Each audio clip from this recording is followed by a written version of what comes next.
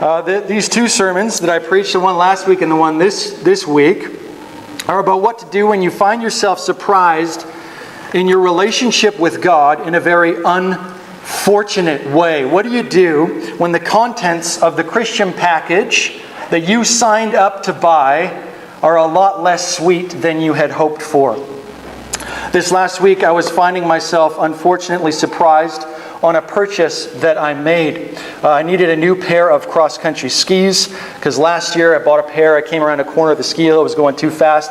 Flew off the trail, caught a tree with my ski and snapped it in half. So I was on the lookout for a good pair of skis for a sweet, sweet deal. And I am like that. I always have to get a good deal. It doesn't matter if it's a $5 purchase or a $3,000 purchase.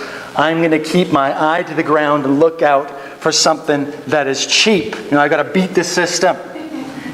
I'm not going to be like those people who support local business and buy things for a fair price.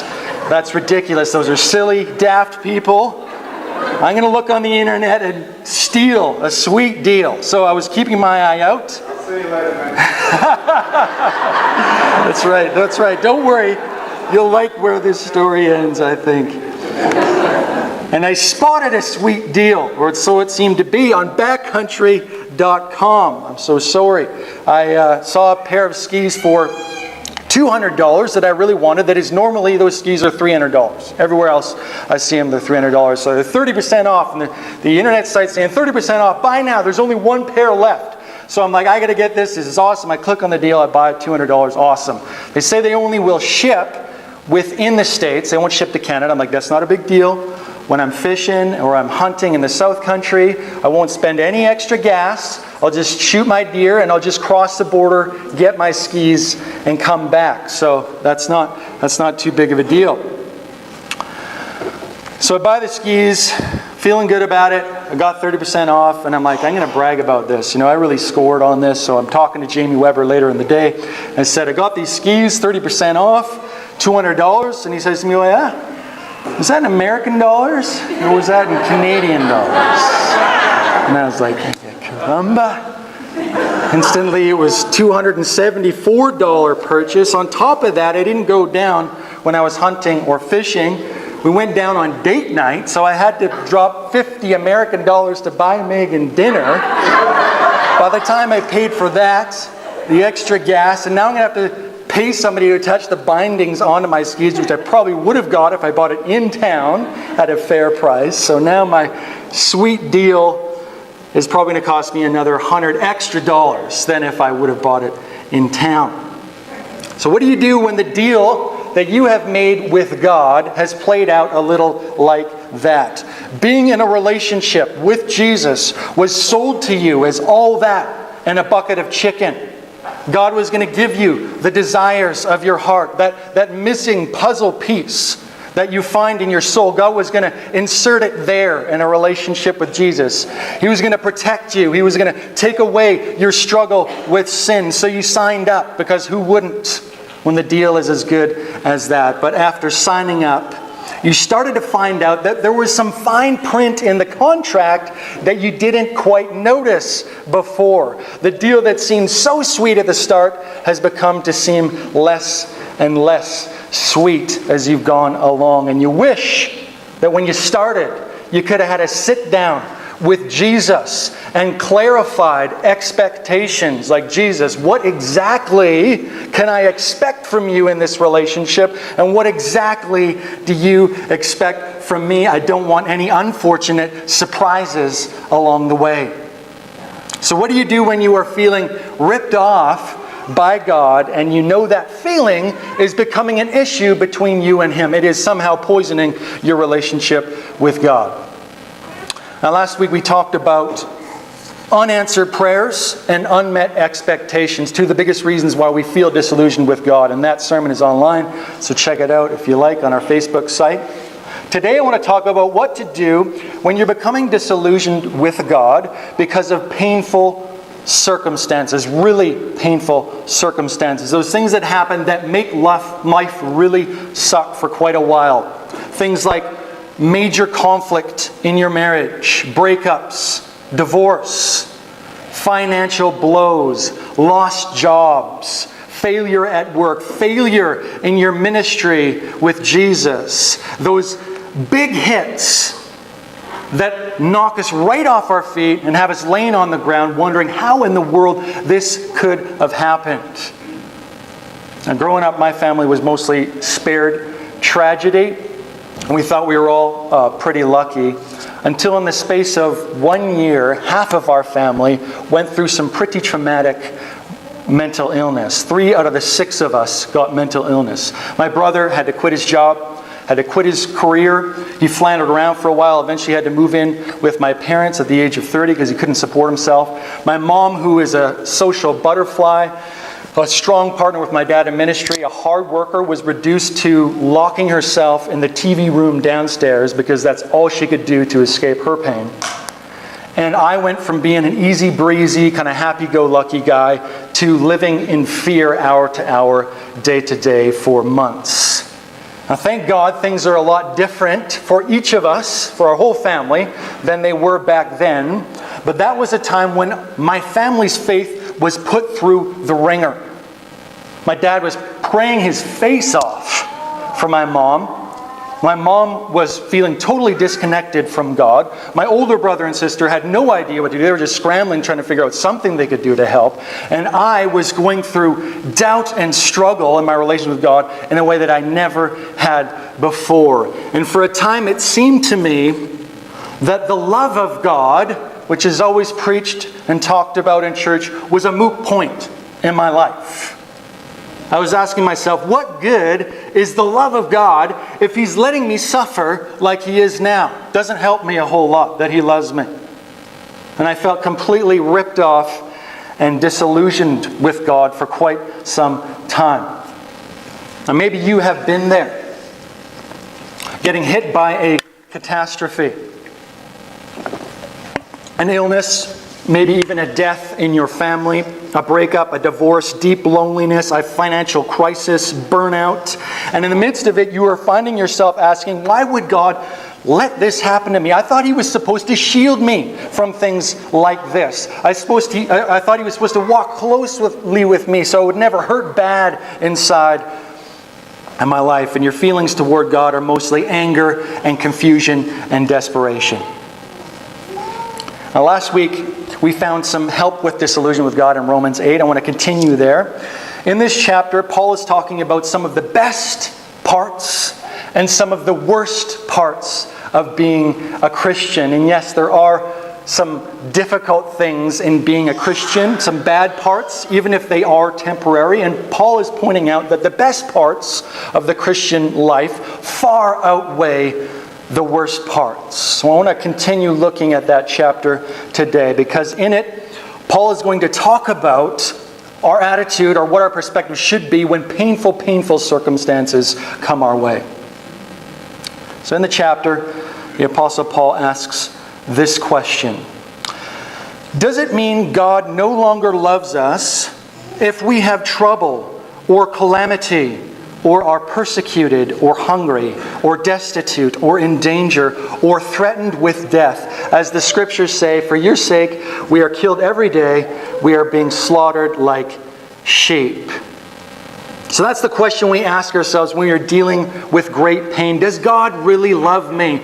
Or if He loves me, does that love even really matter? Does it make a difference when I am going through what I am going through? And part of the reason why Paul asks this question is because he himself has gone through some pretty astronomical pain as a Christian. He's been there before. He's been threatened with death and threatened with the sword. He's been persecuted. He's been hungry. He's been destitute. And when he went through that stuff, he did a lot of his own complaining to God. So that's one reason why he asks the question here. He's got experience with it. The other reason is because of what the Roman church, who he was writing to, was going through or would go through. The Roman church was in Rome. And the situation at the time wasn't such that there was a huge widespread persecution. If there was, that would have been included in this letter. It doesn't seem like Christians were being persecuted directly in Rome at the time. But about 10 years from the time of this letter, they would be. There was a huge fire in Rome 10 years from the time Paul wrote this letter, and the Emperor Nero blamed that fire on Christians. And he created a lot of widespread anger against them and began killing them and persecuted. That happened 10 years from the writing of this letter, but 10 years before Paul wrote this letter, there was another situation that was also very dark, particularly for Jewish Christians. 10 years before Paul wrote this letter, the Emperor Claudius had expelled all Jews from Rome. And the reason for that was because the situation there was very similar to what was happening in the Holy Land at the time.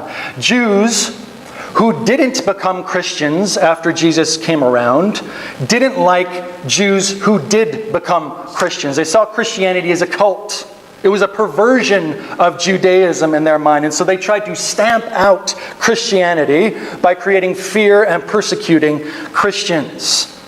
And that was going on in Rome already 10 years before Paul wrote this letter. And it was creating a lot of social unrest. There were things like riots going on. And the Emperor Claudius said, all right, I don't know what's going on. This is some kind of religious fight. I don't really care. It's ticking me off. I want this trouble out of my city. And so he expelled Jews because he saw them as the problem. He said, I don't care if you're a Christian Jew or you're an Old Testament Jew. I want you out of my city.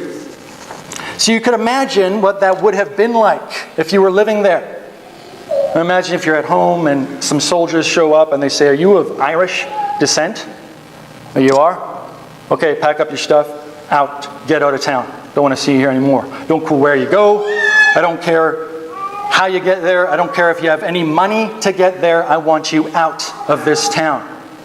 So the freedoms and securities that we enjoy just did not exist back in the Roman times. It was a much more tumultuous world. And you can imagine how much more volatile life would have been for Christians back then. How much more often they would be hit by calamity and destitution and hunger and threats of sword.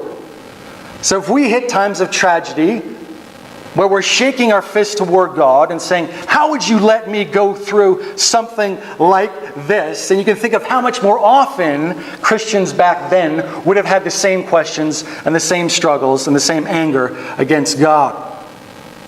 And in fact, this wasn't just a first century issue for the people of God. Anger with God and trouble, or anger with God over trouble and calamity, is as old as faith in God is. Paul quotes a scripture here in our passage. He says, for your sake we are killed every day. We are slaughtered like sheep. So that's taken from the 44th Psalm, which is written 700 years before Paul is writing this letter. And the 44th Psalm is a big, long complaint against God for him letting calamity strike. The writer of that psalm says, God, we have fulfilled our part of the deal with you. We have been faithful with you. We've gone to church. We've paid our tithes. We've followed your covenant. But you haven't followed through with the deal with us. You have ripped us off. You haven't protected us. There's armies that have invaded our country. They've killed our people. They've separated our families. And they've sent us all across the world. So how can you say that you love us when you would let something like that happen to us? You have rejected us. That's that entire psalm. There's no answer to it. There's no good ending. So the people of God, feeling ripped off by God because of painful circumstances, is as old as faith in God. And the Bible itself is a record of those complaints, sometimes with no answer attached. So when you hit those times when you are angry or disillusioned with God, you join thousands who have come before you for thousands of years who have felt the exact same way. I hope that is comforting. And when you are griping, when you and I are griping, we join a big, huge chorus of gripers that look at us and say, welcome, brother, welcome, sister, to the choir. Join us in song.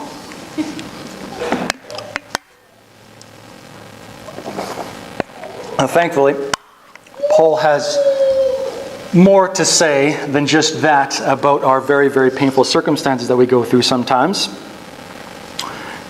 And so he has answers to this question. Does it mean that God no longer loves us, or his love doesn't matter if we hit calamity or trouble or persecution?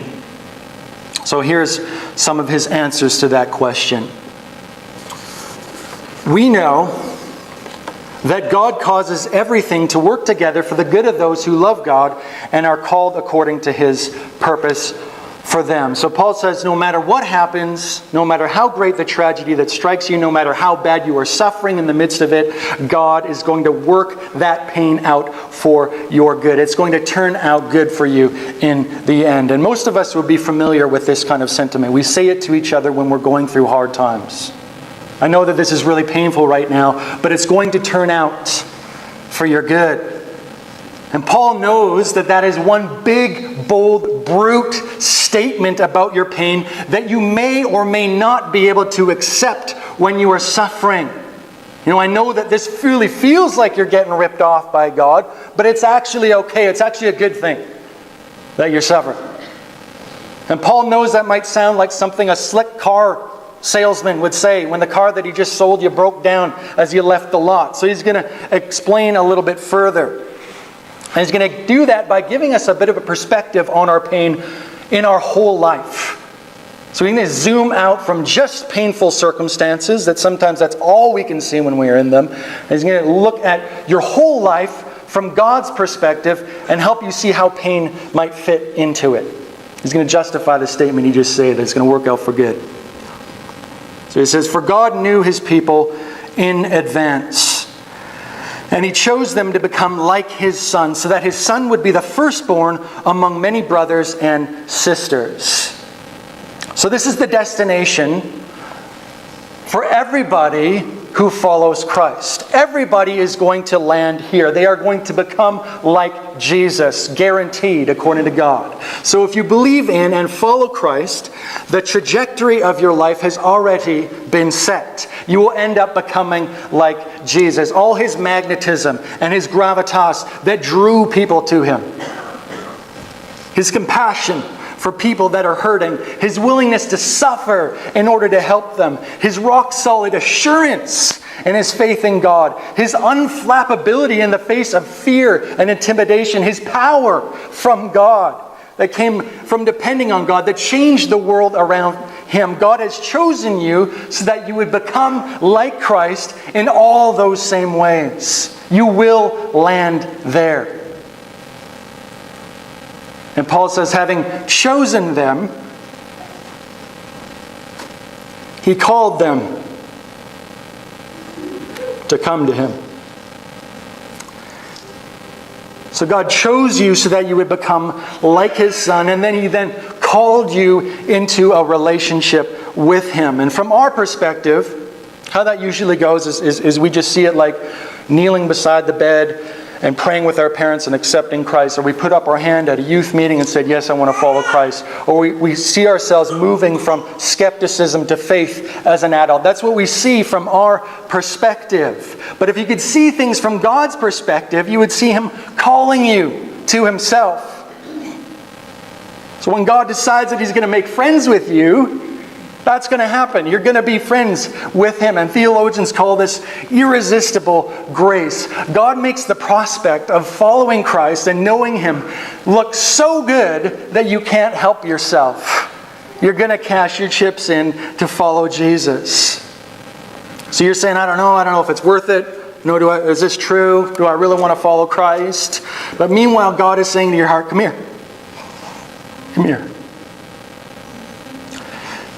And having called them, he gave them right standing with himself. So God chooses us, and then he calls us, and then he gives us right standing with himself. And the word for right standing here is justified. God chooses, calls, and then justifies. And again, from our perspective, what we see when we're growing to become like Jesus is a long, hard struggle to leave an old life behind and buy into a new life, where we're doing the things that Jesus does. But from God's perspective, we're cleaned up now.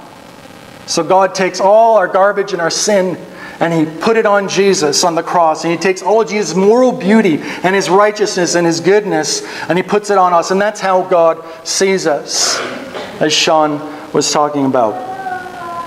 And having given them right standing, he gave them his glory. So just as we're destined to become like Jesus, also we will share in his glory. And the glory that Paul is talking about is the glory of the resurrected Christ, where he's victorious over sin and he's victorious over Satan. He's given a new body that is impervious to suffering and pain. So God has guaranteed you that in the future. So when Paul says that all things will work together for the good of those who love and know God, then he can say that because no matter what happens to us in this life, we know where we've come from and we know where we're headed. Chosen by God, called by God, justified by God, and guaranteed to be glorified with Christ. So that journey that you are on, beginning to end, has been initiated by God and is assured by God. Nothing that happens in your life can compromise that or derail that. No moment of pain, no tragedy, no sickness or rejection can come between you and the future that God has set out for you. So when we look back on our lives from heaven, each one of us will all see the same pattern: chosen, called, justified, glorified. And that's why Paul says this: nothing can ever separate us from God's love. Neither death nor life, neither angels nor demons, neither our fears for today nor our worries about tomorrow, not even the powers of hell, can separate us from God's love. No power in the sky above or in the earth below, indeed nothing in all creation will ever be able to separate us from the love of God that is revealed in Christ Jesus our Lord. That's some good news, right? Some really, really good news. So it's not up to us, it's not up to you to make sure that your life turns out as it should, especially in the midst of suffering. It's not up to you to make sure that that turns out okay. God's done that for you. He's guaranteed the destination for you. But there's also some bad news that comes alongside this good news. And it is bad news. And it's specifically bad news for the Christian, just as the good news here is specifically for the Christian. And here's the bad news here. But if we are to share his glory, we must also share his suffering. So when we are suffering, when we are surprised by painful circumstances, and we're finding ourselves wishing that we could have had a contract sit down with God where we could have told us everything that was going to happen, we could have clarified expectations, God is looking at us from heaven saying, I did though. There was a contract, and it was written down that suffering was part of the deal.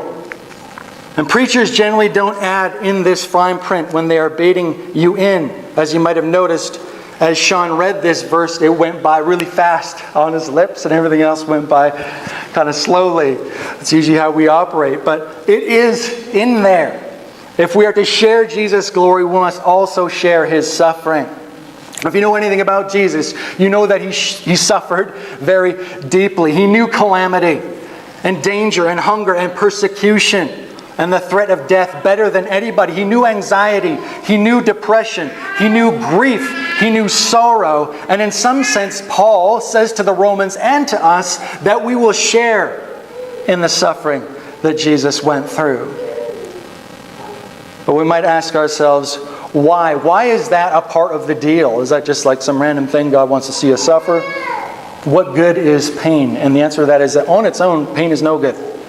It's not good just to be in pain. Usually, we just pass pain on to others down the line. In human hands, pain just gets handed on to others. But in the hands of God, pain is a tool to make us more like Jesus. So we look forward to getting Jesus' compassion, his power from God, his patience, his unflappability in the face of fear. But you win compassion for others after you've hurt bad yourself. And you learn to depend on God's power when your power has run out. You develop a deep assurance in your faith when it's come through the other side of some very desperate times, and you become unflappable in the face of fear after you face down some very intense fears in yourself. So you don't become a battle-hardened warrior unless you've been in battle. Battle-hardened warriors don't enter their first battle feeling all good and strong and stoked inside. They're scared little rookies.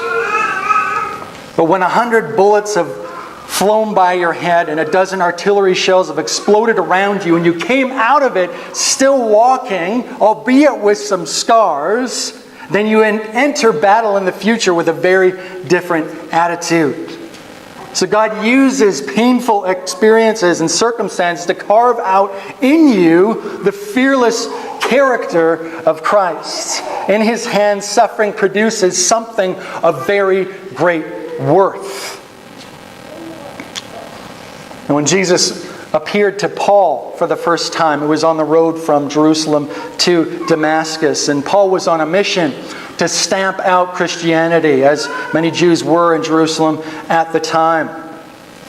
And when Jesus appeared to him, it was in the middle of the road, and he was blinded. He fell to his feet. He had to have his fellow friends lift him up and lead him into the city. And while that was going on, there was a man named Ananias in the city. And Jesus appeared to him too. And he said, Ananias, I want you to go over to the house where Paul is. And I want you to lay your hands on him. And I want you to heal him in my name. And Ananias said, Lord, are you sure you want to do this? This is Paul. He's the guy that has been killing us and going from town to town, persecuting your people. Maybe this is for good. Maybe the fact that he can't see where he is going is a good thing for you and for us. But Jesus said to Ananias, don't worry, I have chosen and called Paul to be my instrument, to preach my good news all across the world, and I will show him how much he will suffer for my name. I've chosen him, I've called him, I'm going to justify him, and I'm going to glorify him. But in between those latter two, there's going to be some suffering. And years later, Paul would write this about his sufferings.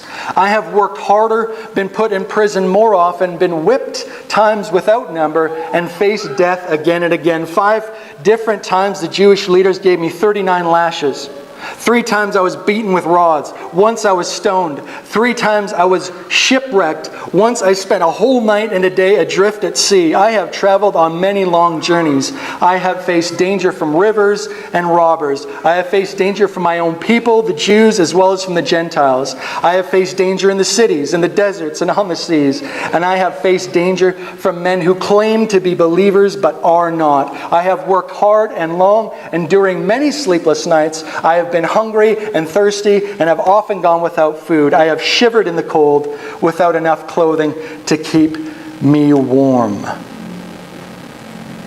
This is a verse that he says later. But I take pleasure in weaknesses and insults and hardships and persecutions and troubles that I suffer for Christ, for when I am weak, then I am strong. So those are the words of a battle-hardened veteran who had his character shaped and carved and molded by suffering to become like Jesus. And in his old age, Paul had become incredibly strong, but also incredibly tender. And not only did his suffering make him like Jesus, but it was because he was willing to go through that pain and stay faithful to God in the midst of it, that thousands, millions of people were able to hear the message about Christ, us included. God wants to change you and to change your world through you, and pain will be a part of that. So don't let painful circumstances disillusion you with God. It's part of the deal. Instead, be willing to let God mold you and shape your character in the midst of it. Let's pray.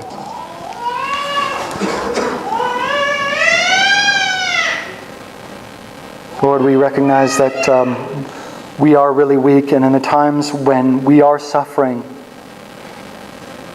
even if that's emotionally, that we have a really hard time steering our emotions in the direction of positivity, where we're looking to you to bring good things out of it. So we're asking for your help in those times. Lord, that you would help us have the kind of humble attitude that you could work with, where you could produce things of great, great worth out of our suffering for us, so that we would become like Jesus, and for those around us so they could be blessed by the character that you've wrought in us. Pray this in your name. Amen.